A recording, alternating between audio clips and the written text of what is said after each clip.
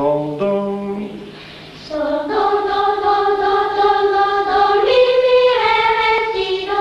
Nem a pili. Sol, mi, mi, mi, mi, mi, mi, mi, mi, mi, re, re, re, do. Nem a tatu. Do, do, do, do, do, do, do, do, ra, ra, ra, ra, ra, mi, ra, ra, ra, ra, si, do.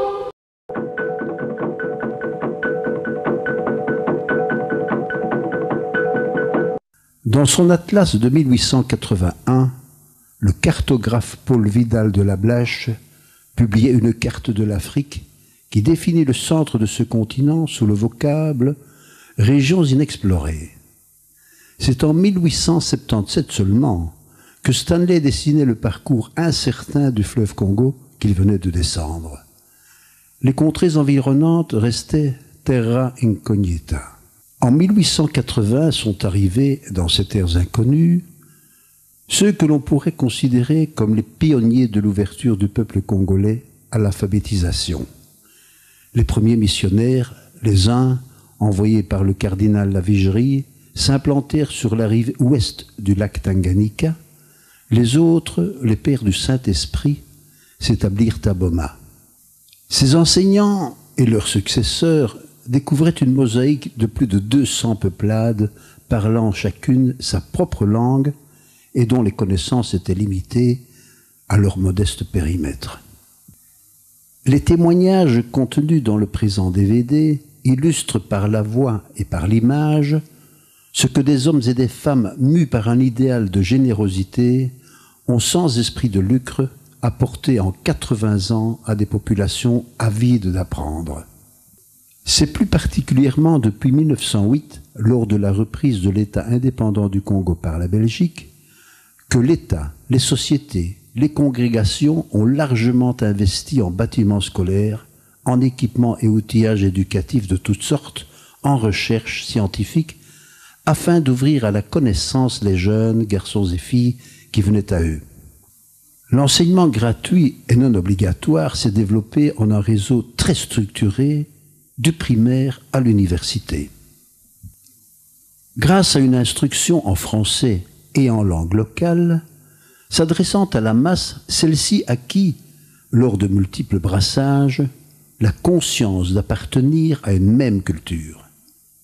C'est de ce terreau qu'est née une nouvelle nation qui s'est progressivement cristallisée en une conscience nationale forte. La nation congolaise était née. Toute cette richesse évoquée dans ce film a été transmise le 30 juin 1960 à l'État congolais. Sait-on qu'au moment de l'indépendance, près de 1 700 000 élèves fréquentaient le réseau des écoles du Congo belge. Le présent travail, réalisé à l'initiative de l'ASBL Mémoire du Congo, a pour but de sauvegarder la mémoire de ces derniers ouvriers de l'éducation et de procurer aux historiens de l'avenir un éclairage authentique sur l'un des apports majeurs de la colonisation. Voici, pour commencer, le témoignage d'un Congolais, le père Ekwa.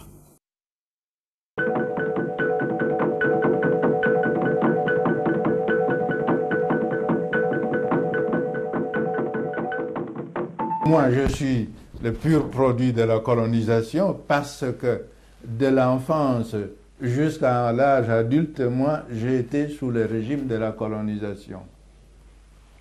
J'avais fait toute ma formation sous le régime colonial, de l'école primaire jusqu'en 1960 à Louvain. Quand j'ai terminé mes études, le pays n'était pas encore indépendant. Comment se faisait l'éducation? En fait, il y a eu dans le système de l'éducation du pays presque trois périodes. Et il y a la précoloniale, il y a la période coloniale, puis aujourd'hui la postcoloniale, ce qui nous intéresse, qui pourrait nous intéresser, la précoloniale, si on ne comprend pas la période coloniale. Les deux se tiennent beaucoup plus étroitement. Ce qui est étonnant, et cette éducation, je ne sais pas si on l'a perçue. Moi, je l'ai eue comme enfant. Le soir, quand on est par étapes, ça s'est passé par étapes. le soir autour de feu, on racontait des fables, bon, des histoires pour marquer la mémoire des enfants. Les enfants, on leur enseignait la géographie, où commençait la rivière, où commençaient les domaines de propriété qui appartenaient au clan et au village, et où ça se terminait.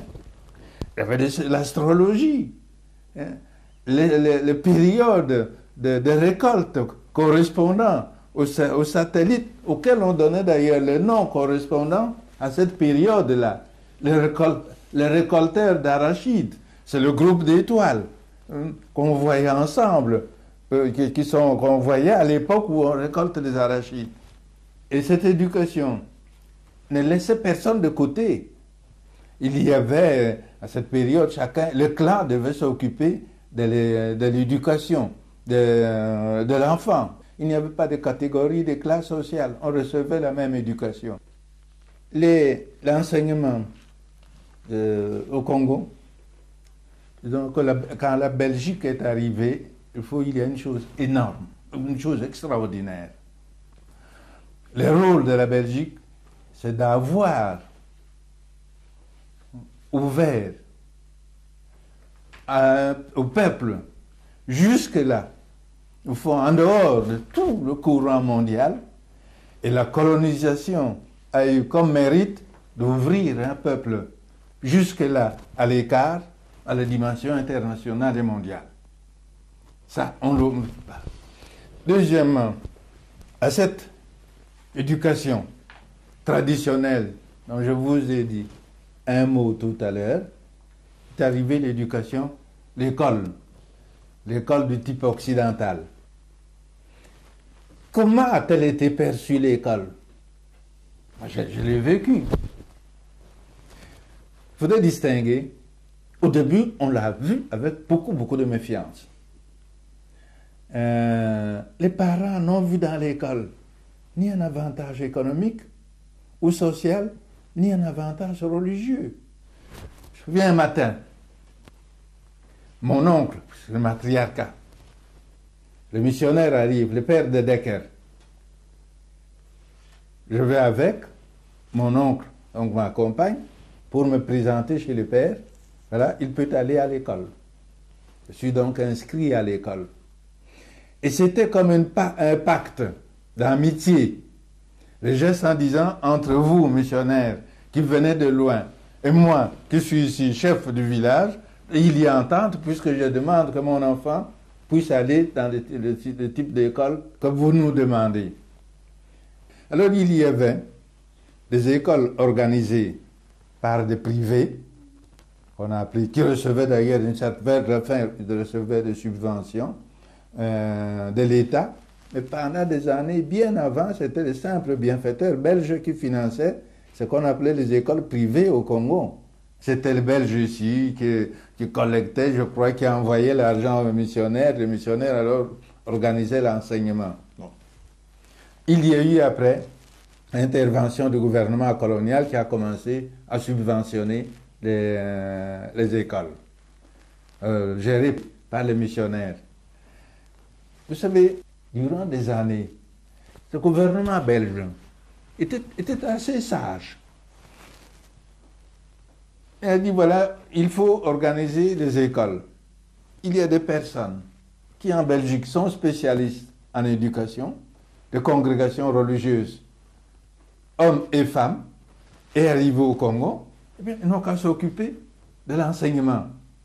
Le rôle d'État va avoir des inspecteurs, de nommer des inspecteurs, pour aller dans les écoles voir si on se conformait rigoureusement au programme approuvé par l'État.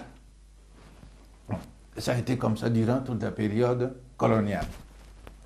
Alors, la création des écoles, il y a eu, durant la colonie, il y avait des écoles officielles, qu'on appelait officielles. Mais ces écoles officielles étaient confiées en même temps de congrégations religieuses. On les appelait officiels congréganistes. L'État arrivait et faisait confiance à ceux qui étaient spécialistes en éducation, Comme d'ailleurs sur le plan économique, je crois qu'on agissait de la même manière. Ensuite, il y a eu cette étatisation et les systèmes de l'éducation et les systèmes économiques. Et il faudra du temps, et on met le temps pour revenir petit à petit à un certain équilibre. Il est indéniable que l'État joue son rôle, ne serait-ce que le rôle d'inspecter, de voir si tout le programme est bien respecté. Dites-moi, mon père, l'enseignement était-il gratuit ou obligatoire, obligatoire et gratuit? Et qu'en était-il des équipements scolaires? Nos parents n'auraient jamais payé l'enseignement. Ça ne leur disait absolument rien. D'abord, ils n'avaient pas de moyens. Et deuxièmement, on allait à l'école, on allait leur demander de financer l'école. Pourquoi? L'enseignement était gratuit dans ce sens qu'on recevait des subventions ou des aides. Les parents ne payaient pas. Donc, si on s'en parle ça, mais d'autres devaient payer. Ces d'autres, ça a dû être parfois ceux qu'on appelait des bienfaiteurs, ce qu'on appelait un peu plus tard la colonie, le gouvernement colonial. Bon, enseignement. Donc, les parents, les écoles se sont multipliées. En 1960, quand la Belgique donne l'indépendance à sa colonie, toute la province de Léopoldville, la province du Kasaï, la province du Katanga, parce que tout le village avait une école primaire. Le taux de scolarisation au moment de l'indépendance en 60 était de 57%, un des taux les plus élevés de l'Afrique. Et il était aussi bien à peu près le taux, comme beaucoup de pays, comme la Yougoslavie, un certain nombre de pays de l'Amérique latine. Voilà comment le système scolaire avait été implanté. Alors on a dit, oui mais regardez, on n'a rien fait en ce qui concerne l'éducation quand la Belgique est partie, le Congo n'avait pas de cadre. C'est faux et c'est vrai. C'est vrai pour commencer, pour dire, en effet, il n'y avait pas d'ingénieurs, il n'y avait pas de médecins, il n'y avait pas d'avocats, il n'y en avait pas. C'est faux dans ce sens que toute la politique était conçue pour avancer, au fond, petit à petit, la base étant là, au niveau secondaire, au moment où les humanités, les collèges ont commencé à les planter un peu partout, qu'en peu d'années, on a pu avancer très vite et on a avancé vite.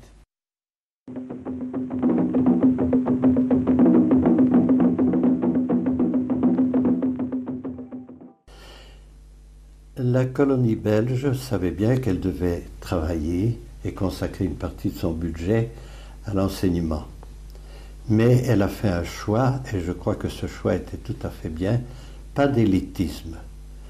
En colonie française, on a fait de l'élitisme, c'est-à-dire qu'on a conduit très peu de personnes depuis l'enseignement primaire jusqu'à l'université, mais à côté de cela, la masse ne bougeait pas.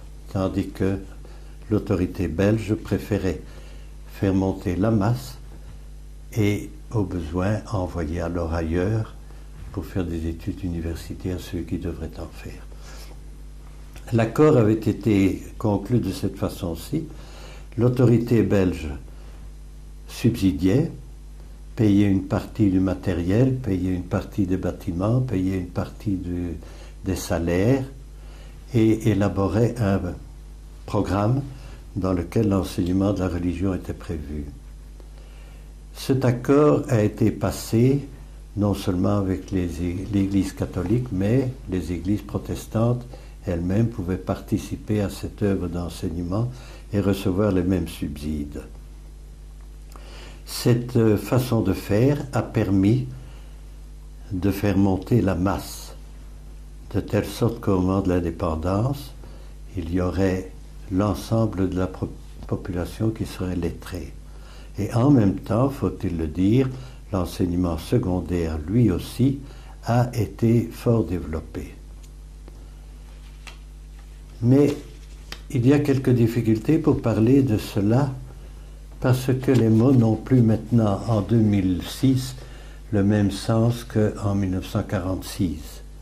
Par exemple, quand on parle d'école maintenant, on suppose un bâtiment construit en briques, avec des bancs, avec un beau tableau noir ou vert ou que sais-je encore. Mais en réalité, de cette époque-là, ce n'était même pas toujours un bâtiment en briques. C'était plus souvent un bâtiment construit en pisé ou en briques sèches. De même, l'âge scolaire était fort différent. Bien des enfants ne commençaient leur école primaire que à l'âge de 10 ans. J'emploierai parfois le mot enseignant parce que il n'y avait pas d'enseignants diplômés. C'étaient des personnes qui, suivant des capacités reconnues, se consacraient à l'enseignement primaire. Le mot succursale veut dire une école qui se trouve en un lieu éloigné de 20 ou 30 ou 40 ou 50 kilomètres de la mission et qui permettait à certains enfants de commencer leur enseignement primaire sans devoir faire trop de déplacements.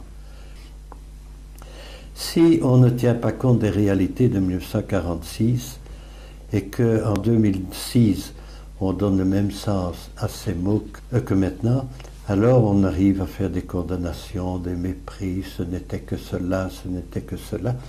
Mais en fait, on est arrivé quand même à quelque chose d'énorme. L'enseignement, qu'est-ce que ça posait comme problème? La population croissait à une croissance presque exponentielle. On a trouvé à un moment donné des taux de natalité qui dépassaient les 35 à 40 pour 1000. Il aurait fallu à Kinshasa créer une école par jour, je dis bien une école par jour, pour répondre aux besoins.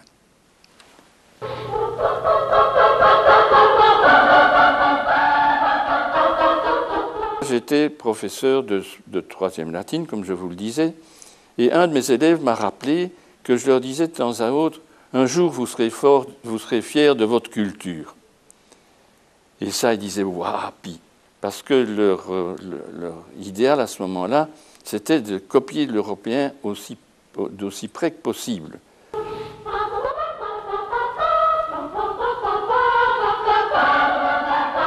J'ai fait mes études primaires, secondaires, qui se sont terminées en 1954. Après, je suis allé à l'université Lovanium à Kinshasa.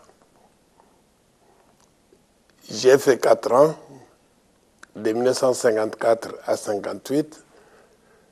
Puis je suis parti en Belgique.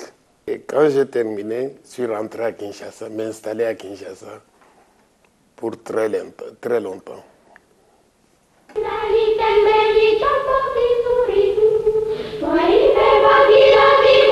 L'enseignement était-il obligatoire?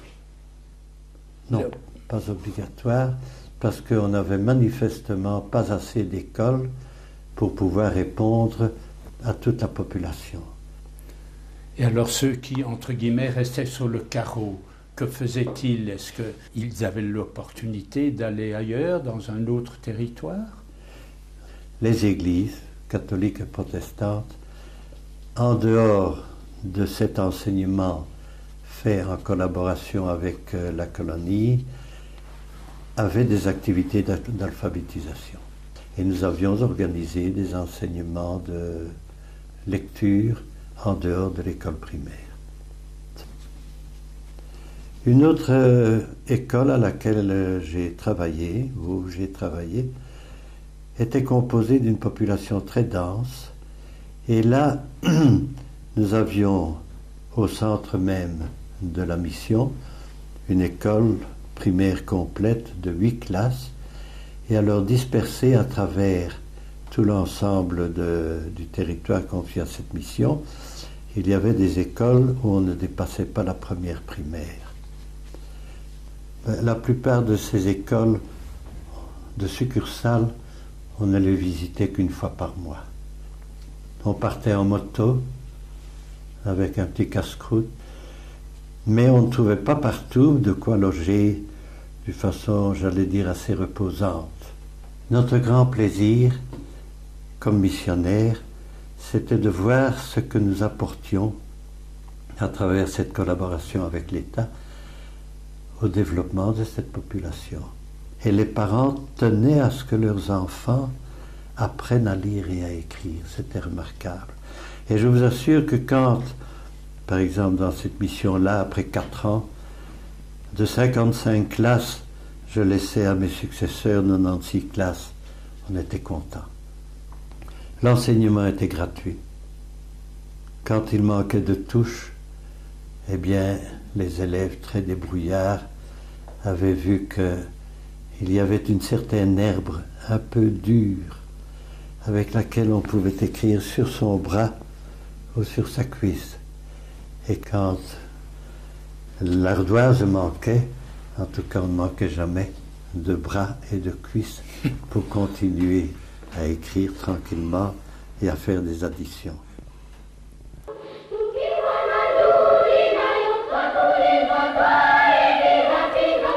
Comme installation, là vraiment, c'était très pauvre, malheureusement. Je les vois encore là, dans les classes, assis par terre sur une branche d'arbre, d'eucalyptus, faute de siège, faute de banc. Et chacun écrivait sur un morceau d'ardoise, cassé souvent, sur les genoux, tranquillement, avec n'importe quoi. Même certaines régions, dans le nord, là-bas, dans la forêt, ils avaient une ardoise locale, une écorce d'arbre qu'ils avaient traitée là-dedans, et ils écrivaient là-dessus, ils essuyaient, ils effaçaient. Alors là, quand même, c'était un peu pauvre. Comme matériel didactique aussi, ce qui m'a frappé dès le début, c'était assez imaginatif. Par exemple, en géographie, dans l'histoire du monde, le globe terrestre, c'était une papaye, un fruit même du pays, qui servait de tableau. Il n'y a rien du tout comme matériel didactique. Il a fallu faire d'autres choses aussi. Les manuels scolaires, quand on a commencé, il y avait un petit manuel de lecture, c'est tout ce qu'il y avait. Nous avons alors composé 32 manuels, je ne vous les dirai pas tous, mais qui étaient basés surtout pour la fin de la primaire, sur les centres d'intérêt, de façon à avoir toujours, tout d'abord le milieu, et puis après la science. Le premier centre d'intérêt, c'était chez nous. Et puis tout doucement, ça s'élargissait, tout doucement, de plus en plus large, de plus en plus profond, de façon à raisonner. La raison scientifique amenée par l'école était aussi jointe à la région naturelle, hein, ce que nous cherchions justement. En plus, après chaque leçon de ces livres-là, nous avions mis des questionnaires pour les élèves, des petites choses pratiques à faire. Par exemple, va voir partout où il y a des caniveaux. Alors, cherche pourquoi on a mis caniveau là. Va voir du linge qui sèche. Vois comment il sèche. Qu'est-ce qui le fait sécher davantage? Il y a des tas de questions comme ça.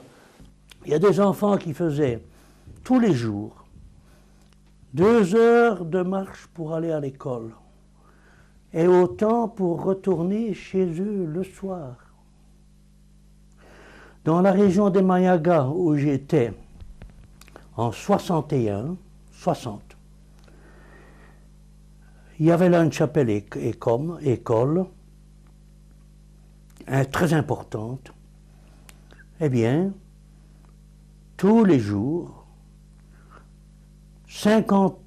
plus de 50 enfants, garçons et filles, étaient accompagnés par des chasseurs armés qui les emmenaient à l'école. Pourquoi armés? Parce qu'il y avait des bêtes. C'était une région, c'était la savane, hein, une région de savane. Et l'habitat était fort dispersé. Comme c'était beaucoup des éleveurs, ils avaient des pâturages dans la savane.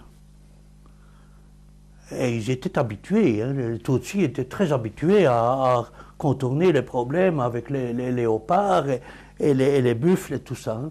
Ils avaient donc un tas de gens à leur solde et armés qui protégeaient les troupeaux. Ils faisaient la même chose pour les enfants. Ils les emmenaient à l'école le matin. Oh, il y avait une trentaine de gens armés, comme s'ils allaient chasser, hein, qui accompagnaient les gosses. Sur une distance très grande? Sur une distance de 2 heures de marche.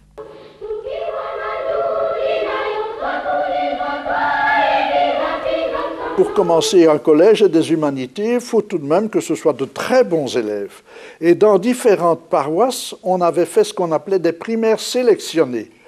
Après la 3e primaire, on avait eu le temps de voir les élèves, de dénicher les meilleurs, et alors on les a mis, ceux-là, dans une classe spéciale, 3e sélectionnée.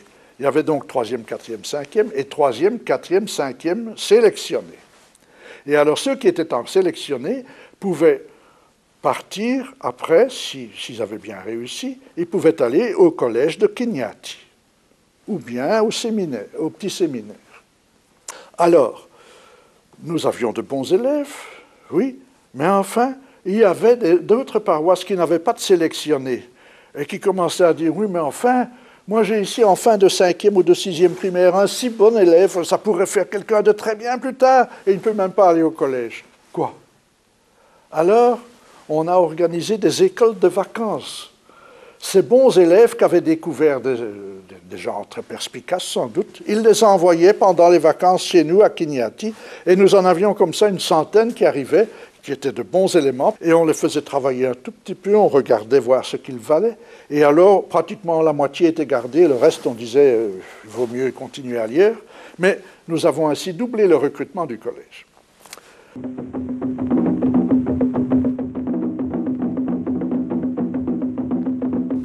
Au niveau primaire, il y a eu des adaptations. On est passé parfois de langue congolaise au début pour arriver au français parce qu'il fallait unifier un peu ce système de l'éducation. Il fallait, pour donner ce cours, que ce soit les missionnaires, que ce soit les professeurs laïcs qui venaient de Belgique, ils n'étaient pas assez nombreux pour dispenser l'enseignement, donc il fallait en former sur place. Et on a formé, d'abord on a commencé avec les moniteurs, ce qu'on appelait les moniteurs. Ils faisaient leur école primaire. Après l'école primaire, on leur donnait 4 ans de formation pédagogique pour qu'ils aillent enseigner dans le village en primaire. C'était bien fait.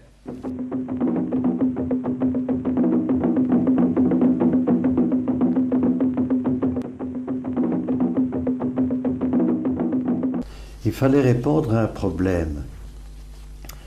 Surtout dans les centres, il y avait des familles qui ne trouvaient pas pour leurs enfants des débouchés, des occupations. Et on se demandait que faire, de telle sorte que le programme élaboré par la colonie avait prévu école d'auxiliaire, c'est-à-dire un enseignement post-primaire de 2 ans qui ferait que certains jeunes gens seraient capables d'une participation très simple à l'administration ou à des maisons de commerce ou de petite industrie. Eh bien, cette petite école fondée dans cette idée-là, à travers quelques années de développement, est arrivée à être actuellement un collège situé à la capitale du pays, le collège Saint-André. À Kigali se trouvait de façon très forte, déjà dans les années 40, le problème des enfants, dont j'ai parlé plus haut en disant qu'on avait fondé l'école d'auxiliaire, mais une initiative privée d'une mission avait commencé une petite école artisanale. On avait là une section de menuiserie, une section de couture. C'était la mission directement qui s'en occupait. Tous ces jeunes gens qui ont passé par là ont trouvé des places beaucoup plus élevées que ce pourquoi ils avaient été formés. Mais plus tard, en 1954, cette école a été reprise par les pères salésiens qui en ont fait la plus grande école technique du pays.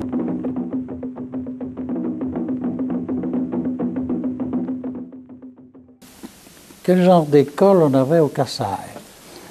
2 types bien différents. Des écoles artisanales, qui étaient généralement dirigées par des congrégations religieuses et dans lesquels tous les enseignants étaient congolais. Tous les enseignants étaient congolais, il n'y avait que le directeur qui était généralement un religieux. Dans les écoles professionnelles, c'était assez différent. Les cours techniques et pratiques étaient donnés par des expatriés, tandis que les cours généraux étaient donnés par des Congolais. On trouvait facilement des Congolais suffisamment qualifiés pour enseigner les cours généraux dans une école professionnelle. Et quand je suis arrivé, nous avons organisé des réunions avec les utilisateurs potentiels des élèves diplômés, les élèves qui allaient se faire diplômer, et on a travaillé pour satisfaire les besoins des industriels locaux. Toutes les décisions d'exécution, cette fois, étaient prises en collaboration à l'intérieur de l'école et en rapport avec ce que les industriels désiraient.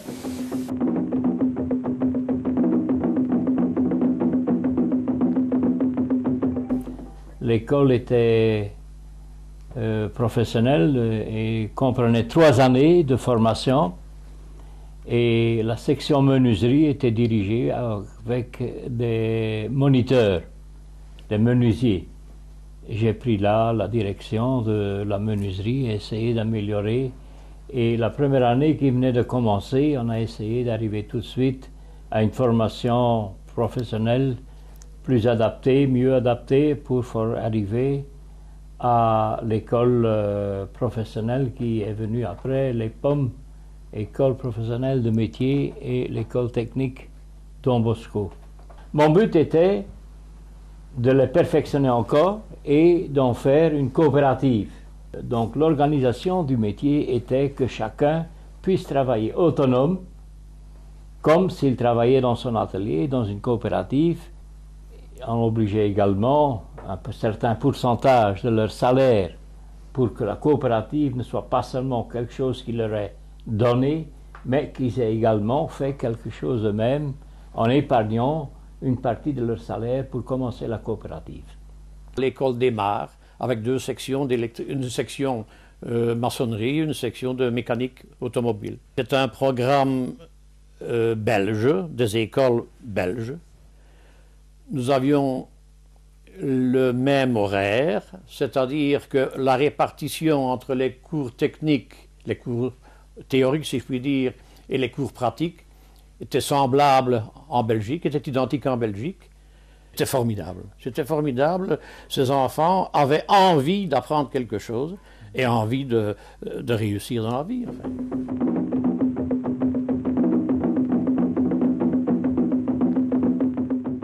Monsieur Dehaene, si j'ai bon souvenir, de l'enseignement agricole de Kinshasa, est venu me voir et m'a demandé si je ne pouvais pas prospecter une concession pour y installer une école agricole, une école d'assistants agricoles, ce que j'ai fait en région de Kasséa. L'enseignement était très important parce que ces moniteurs, finalement, étaient très bien formés. Il y avait des moniteurs agricoles qui étaient formés à Lusaka, en territoire de Baudouinville, une région assez fertile aussi, donc dans 700 et des mètres d'altitude. Tous les assistants agricoles qui sont sortis de Kasséa ont rendu énormément de services. Énormément de services.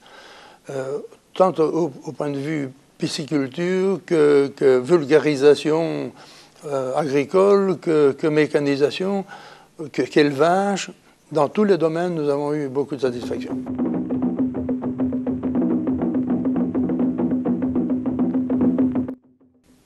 Concernant donc les infirmiers et l'école où j'étais professeur, ce qui m'avait surtout frappé, c'est la mémoire étonnante, que je vous dis, ils pouvaient répéter donc entièrement votre cours tel que vous l'aviez donné, et également l'attention de ces élèves. Mais je crois que l'attention est directement en fonction donc, de l'intérêt de votre cours, ce qui est vrai pour tous les professeurs. Et c'est vrai qu'au fil des années, j'étais parvenu un peu à adapter mon cours donc, à ce que nous vivions donc, là-bas, et j'étais très loin de la théorie que nous avait enseignée donc, à l'université. Et là, j'étais aussi étonné donc, de l'aide très efficace donc, de ces élèves, une fois qu'ils étaient diplômés, pour nous seconder. Entre autres, donc, ils savaient, donc ils opéraient magnifiquement parce qu'ils étaient très adroits. Dès qu'on les avait initiés donc, un peu donc, à l'ABC donc, de la chirurgie, ils faisaient ça très très bien aussi, des opérations. Je me rappelle, moi je n'étais pas chirurgien, mais j'ai fait de nombreuses donc, césariennes. Eh bien, après quelques fois, ils les faisaient presque aussi bien que nous. Donc, ces césariennes.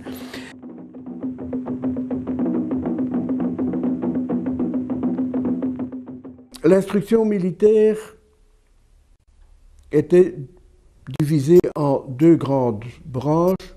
Il y avait l'instruction du militaire normal, et alors, comme dans toute organisation, il y avait des spécialistes.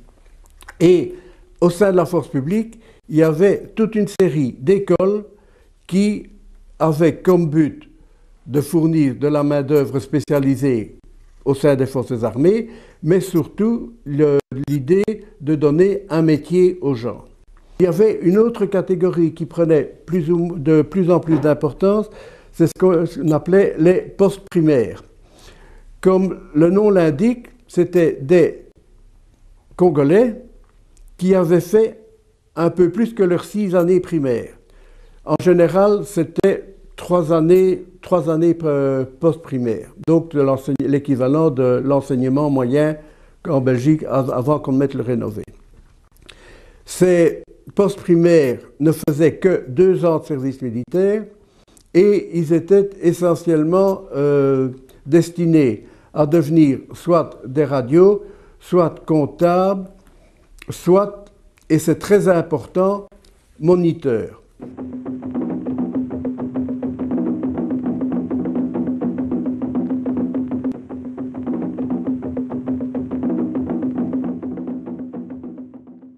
Il y avait à Cap-Gaï, au centre du pays, un petit séminaire qui permettait à des jeunes gens qui désiraient devenir prêtres de suivre un programme secondaire adapté au lieu, adapté aux possibilités, parce que c'était encore d'une façon très pauvre.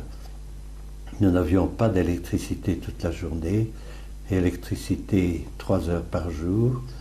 Au-delà de ces 3 heures, il fallait travailler à la lampe pétrole, qu'on appelait lampe tempête ou lampe Coleman. Nous étions professeurs à plein temps, c'était un internat. Les élèves eux-mêmes, à cause de l'éloignement de beaucoup de lieux de leur naissance, étaient internes même pendant les vacances. L'esprit était très familial, entièrement gratuit. Et on peut dire que tous les élèves n'arrivaient pas au bout de leur étude, mais ceux qui quittaient après 2 ou 3 ans avaient déjà une certaine connaissance du français qui leur permettait de trouver un travail de spécial auprès de l'administration, auprès de commerçants ou que sais-je encore. Les résultats de cet enseignement privé ont été très grands et avec plaisir, je vois que parmi mes anciens élèves de cette époque-là à Cap-Gaï se trouve l'évêque actuel du diocèse de Kibungo, Rwanda.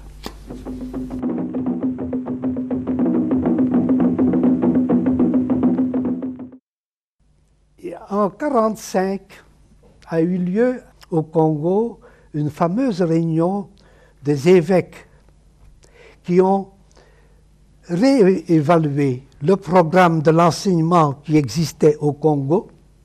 Et c'est alors qu'on a décidé de commencer des collèges avec le programme belge, d'une telle manière qu'à la fin de ces humanités latine, humanité moderne aussi, qu'on pouvait donner un diplôme qui donnait accès à l'université. Cela a commencé à 1947. Ces 4 collèges, et c'était Kapondé pour les scutistes, Dungu pour les dominicains dans le nord, et alors les jésuites avaient 2 collèges, Bansoboma et Kinyati. La formation intellectuelle, c'était pratiquement le programme d'humanité latine, pas de grec, d'humanité latine, presque la même chose comme en Europe. C'était un cycle de 6 ans préparé par une année préparatoire. Il y avait une 7e préparatoire et alors après cette 7e préparatoire commençaient les 6 ans d'humanité latine.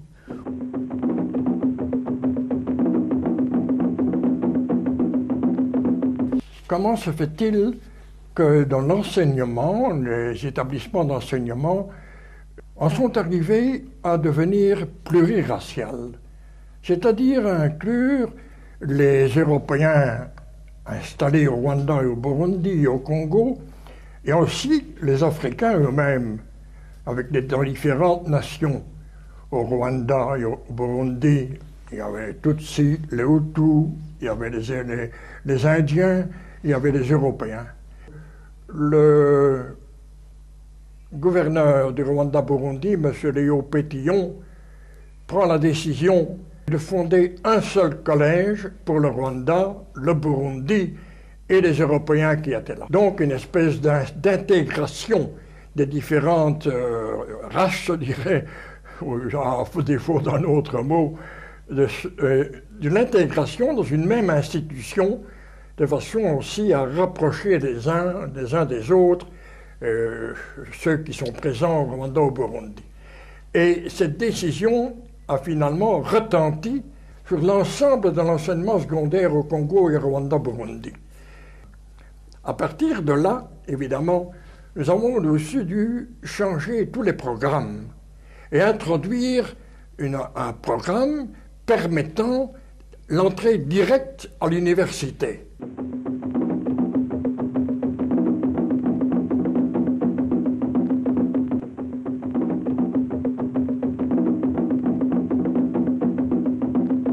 Nous avions un potentiel d'assistants médicaux de très bonne qualité. Quelles étaient les études de ces assistants médicaux? Ces assistants médicaux faisaient 5 ans d'études, ce qui est déjà pas mal, après avoir fait un cycle secondaire complet. Ces assistants médicaux étaient formés essentiellement comme des aides techniques aux médecins. Ce qui veut dire qu'on avait laissé tomber les 2 premières années ou les 3 premières années de médecine et qu'on avait centré l'éducation de ces assistants médicaux sur ce que nous appelions les doctorats en médecine. Là, donc tout ce qui était enseigné en doctorat en médecine. Et finalement, ces assistants médicaux auraient dû, d'une façon ou d'une autre, avoir une option médicale. À Kisantu même, l'Université catholique de Louvain avait ouvert en 1925 un hôpital et progressivement 2 autres sections d'enseignement préuniversitaire.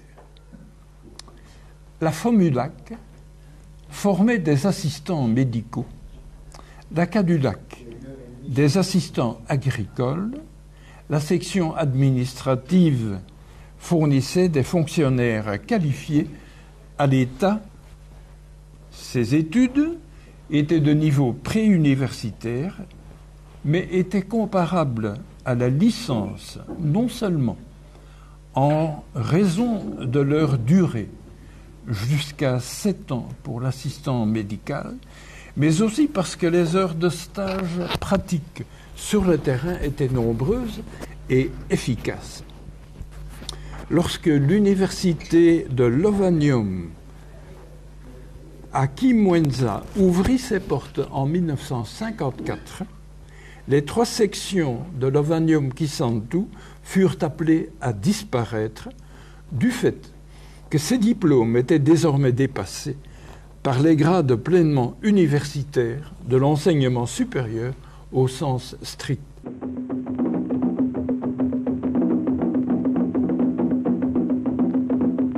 Il y avait au Congo en ce moment-là beaucoup de jeunes qui avaient quitté le séminaire, beaucoup qui avaient toute une formation de l'enseignement secondaire, mais qui n'avaient pas de diplôme et qui étaient bloqués. Et c'était des éléments extrêmement intéressants. Et c'est en ce moment-là est venue l'idée de les rattraper, de les former pendant une année dans une section qui les prépare aux examens du jury central et de les envoyer à Léopoldville, c'était encore Léopoldville à ce moment-là, où ils devaient présenter des examens très sérieux et où ils obtenaient, alors s'ils avaient réussi, le diplôme pour entrer à l'université.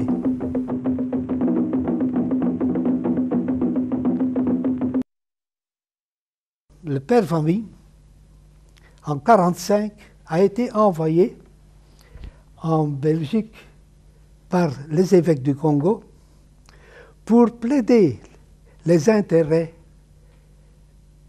du peuple congolais ici auprès des autorités gouvernementales de Bruxelles et auprès des institutions, entre autres, surtout l'institution de l'Université de Louvain.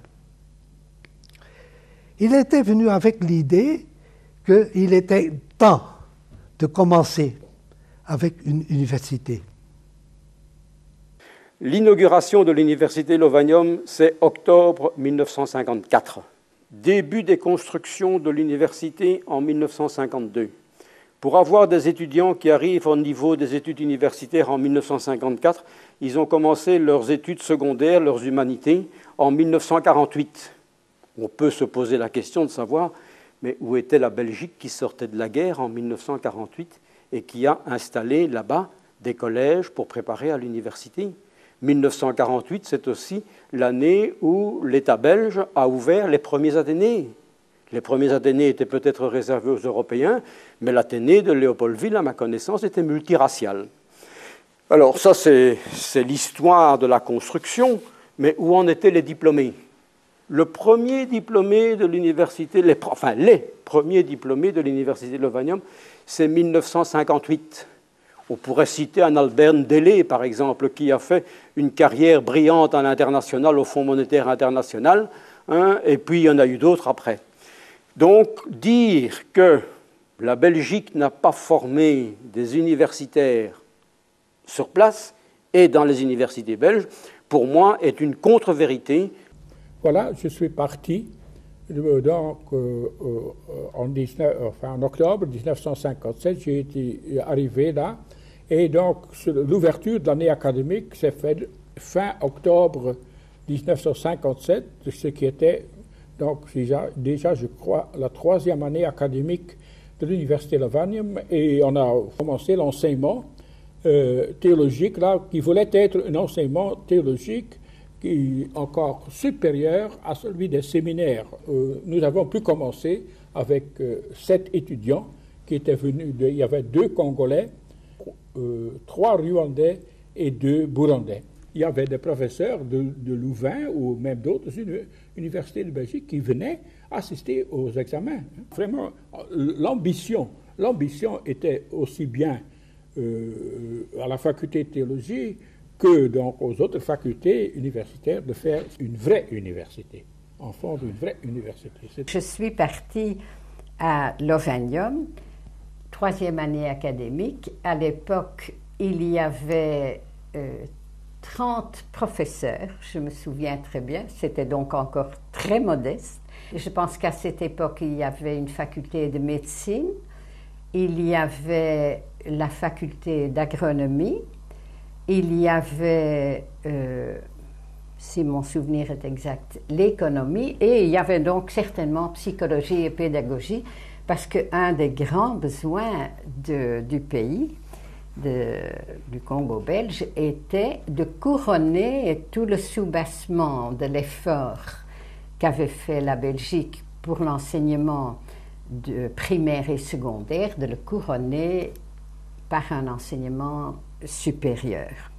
En fait, ma spécialité était la psychologie de l'enfant et de l'adolescent, spécialement avec un intérêt à l'anthropologie culturelle. Il me semblait, ou il m'était tout à fait clair dès le départ, que je ne pouvais étudier de façon valable l'influence du comportement de la maman sur le développement de l'enfant qu'en vivant au milieu d'eux, pas en les interrogeant, parce qu'ils auraient certainement raconté ce qu'ils estimaient que les Blancs les colonisateurs trouvaient bon qu'ils fassent. Et pendant environ 9 mois, j'ai journellement vécu avec ces personnes-là. Pendant mon séjour au milieu d'elles, je partais avec elles au champ, je travaillais avec elles au champ, je préparais le manioc, etc., parce qu'elles croyaient que c'était cela qui m'intéressait en premier lieu. Mais mon but était précisément d'observer ce que faisait la maman, comment réagissait l'enfant, ce que faisait par exemple un enfant plus grand, etc. L'observer n'était pas encore très difficile, mais je devais enregistrer tout cela dans ma mémoire, parce que si j'avais pris note devant eux, ils auraient certainement été très déroutés. Ils se seraient dit que quelqu'un venait les inspecter. Donc j'essayais de retenir, l'enfant fait ceci, la maman réagit de telle façon, et le soir, quand je rentrais à l'Ovanium, je notais, mais sans aucune analyse, simplement noter les faits. Enfin, c'est de cette façon que j'ai pu faire mon doctorat, ce qui m'a été une base extraordinairement riche pour le reste de ma carrière. La qualité, comme je disais, de l'enseignement était extrêmement élevée. Je pense que le fait qu'il y avait équivalence de diplômes était un très grand indice. J'ai vécu moi-même que des professeurs délégués des 4 universités de Belgique, l'université de Louvain, de Bruxelles, de Liège et de Gand, envoyaient des professeurs pour assister aux examens. Ils n'interrogeaient pas, mais les examens étaient oraux. Et comme vous êtes là maintenant, j'ai interrogé pas mal d'étudiants avec un professeur de Gand ou un professeur de Liège qui se portait garant, au fond, de la valeur de l'enseignement fait là-bas.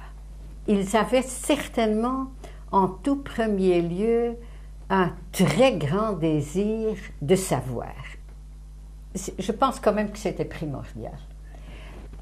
Mais en même temps, certainement, il y avait chez eux le désir et la fierté de pouvoir relever le niveau de leur peuple par... ils étaient tous, et ils le savaient d'avance, appelés à enseigner dans les humanités, à être inspecteurs d'enseignement. Beaucoup de nos anciens ont fait ça, à travailler dans les ministères d'éducation, etc.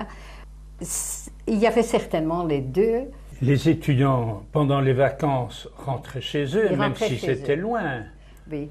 Les étudiants avaient, c'était aussi un des grands avantages, avaient une bourse d'études octroyée par l'État, par le Congo belge, donc, pour les mois de l'année académique. Et cette bourse continuait pendant les vacances. Ils avaient également payé par le ministère un ticket de voyage jusqu'à leur lieu de résidence.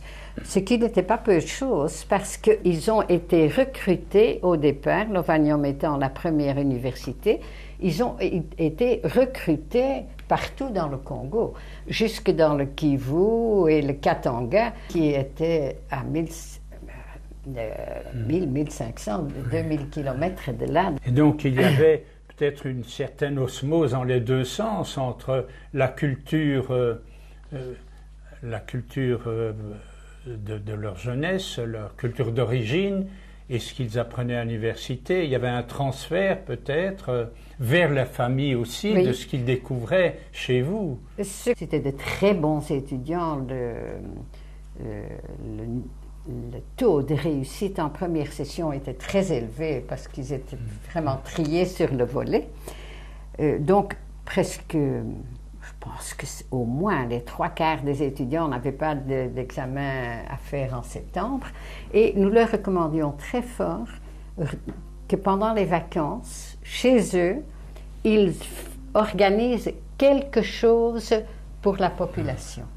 cours d'alphabétisation ou aider les notables du village comment diriger une séance culturelle, comment améliorer, si nous avons beaucoup insisté, les premiers soins au point de vue médecine, etc.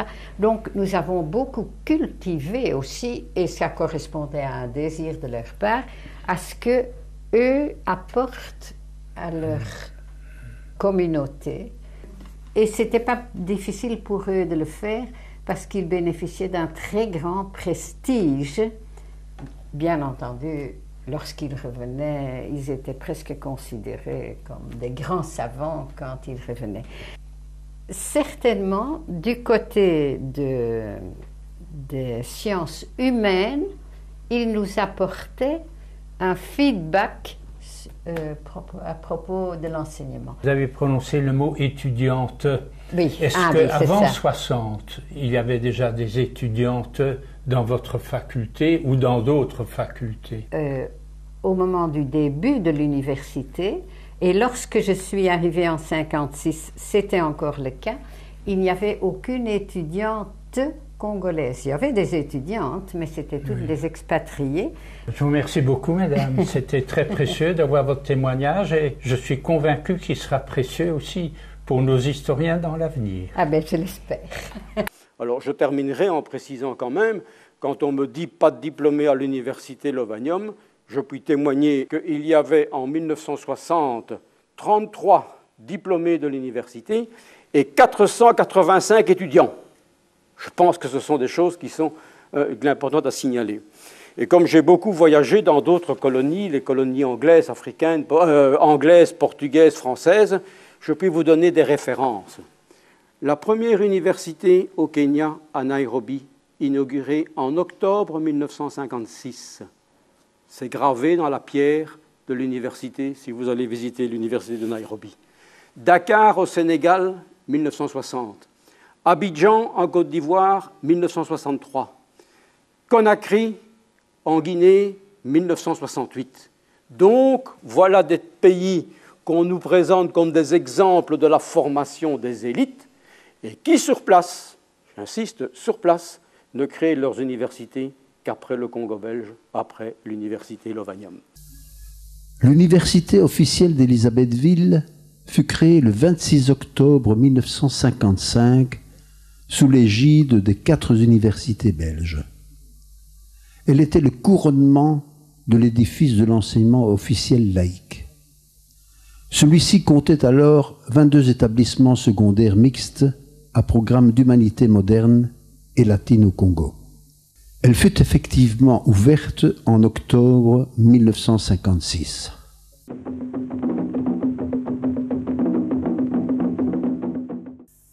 Quel bond prodigieux fut réalisé en seulement 80 ans par les populations du bassin du Congo. Quel fut le véritable déclic qui suscita un tel essor économique et causa la naissance d'une identité congolaise jusqu'alors inexistante. En 1880, une mosaïque de plus de 200 dialectes et d'autant de tribus, sans relation les unes avec les autres, occupait cet immense territoire, grand comme 80 fois la Belgique. Les distances entre les villages étaient immenses et l'absence de moyens de communication flagrant. Le tambour et le troc permettaient de mener contact entre voisins. L'écriture était ignorée, sauf à de rares exceptions, dans le nord-est, dû à la présence arabe. L'isolement était complet par rapport aux pays voisins.